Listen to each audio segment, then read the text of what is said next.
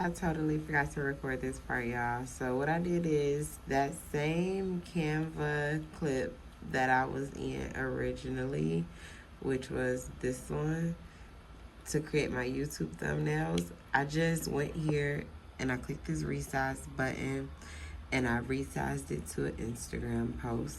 So that made it this square. And then I started to build. So I started to put the photos that we took earlier while doing the content shoot. I just overlaid it on top of that same orange background.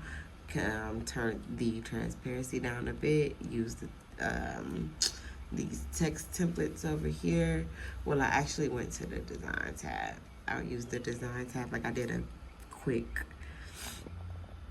thing because I just, like I said, it's 2 days, and so I didn't want to spend too much time going back and forth on the design process.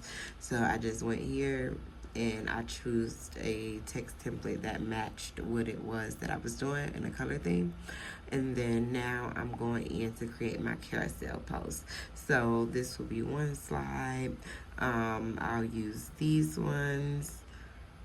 So like something that's shareable. And again, I just duplicated. So I took this same one and I hit this duplication button here and then added a texture. So I go to elements and I typed in white texture, added that white texture there, and then put the words right over. So now I'm creating a carousel post. And I'm using a specific framework to put out all of my posts, and that's pretty much just going in, starting off with an introduction, reintroducing myself, letting people know this is who I am, this is what I'm doing, this is what I'm working on, and then taking them through the content that we shot. And so all of the content basically tells the story of why you should join the workshop, why you should take the quiz, or why you should join the membership. But yeah, I used Canva for creating this. And now I'm just gonna go in, create all of it, and then the last step will be to schedule it.